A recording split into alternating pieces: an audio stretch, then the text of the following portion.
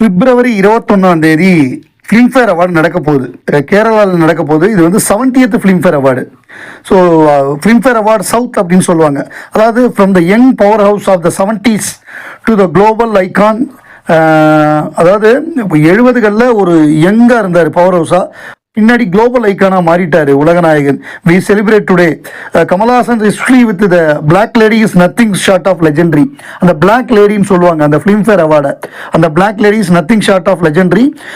The trip to the memory lane அப்படின்னு நம்ம சொல்லுவோம் எப்போதுமே, trip down to the memory lane அப்படின்னு.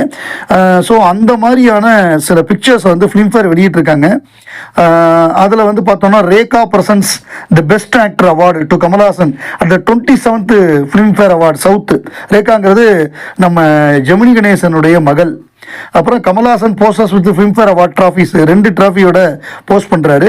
SIMI Garewal and Kamal Haasan at 23rd Filmfare awards south 1976. Simi Garewal அப்படிங்கிறவங்க வந்து யாருன்னா முதல்ல சினிமா நடிகை. அதுக்கப்புறம் அவங்க பாப்புலர் ஆனது வந்து இன்டர்வியூ மூலமாக.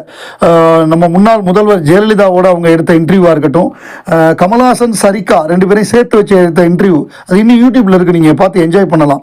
சிமி கிரிவால் கமல்ஹாசன் இன்டர்வியூன்னு போடுங்க, சிமி கிரிவால் ஜெயலலிதா இன்டர்வியூ போட்டிங்கன்னா வரும். பிரமாதமாக இன்டர்வியூ பண்ணுவாங்க. ஸோ அதில் அவங்க பாப்புலர் ஆனவங்க. அவங்க முன்னாடி நடிகையாக இருந்தாங்க ஒரு காலத்தில். அதுக்கப்புறம் Vani Ganapathy and Kamal Haasan watch the show at the 25th Filmfare award at Mumbai. So 21, 23, 25th வந்து இவங்க கல்யாணம் ஆனதுக்கப்புறம் நடந்தது.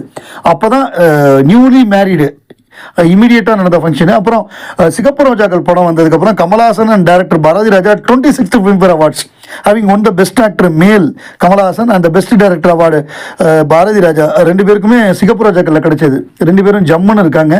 அதுக்கப்புறம் lifetime Waheeda Rehman received her lifetime achievement award in 1995 at the hand of Kamal Haasan. 95 வந்து ஐஸ்வர்யா பச்சன்ட்ட. வஹீதா ரஹ்மான் இவங்க வந்து மிக முக்கியமான ஒரு நடிகை.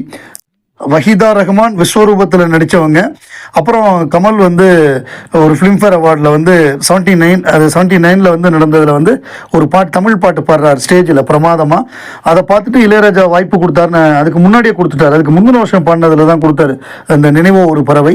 அதுக்கப்புறம் ஒரு ஃபிலிம்ஃபேர் அவார்டு வந்து புரட்சித் தலைவர் எம்ஜிஆர் அவர்கள் பேசும்பொழுது கமல்ஹாசன் அமிதாப் பச்சன்லாம் இருக்காங்க. ஸோ கமலையும் ஃபிலிம்ஃபேரையும் பிரிக்கவே முடியாது. இந்த முறை கேரளாவில் நடக்க போகுது மாபெரும் நிகழ்வாக பிப்ரவரி 21 நடக்க போகுது. அதுக்கு முன்னோட்டமாக தான் உலகநாயகன் பற்றிய இந்த தகவல்கள்லாம் போட்டிருக்காங்க. இந்த முறையும் உலகநாயகன் கலந்துக்குவார்னு நினைக்கிறேன். யாருக்காவது அவார்டு கொடுக்குற மாதிரி போவார்னு நினைக்கிறேன் ஃபிலிம்ஃபேர் சவுத்தில். பார்ப்போம் என்ன மாதிரியான நிகழ்வு நடக்க போகுதுன்னு.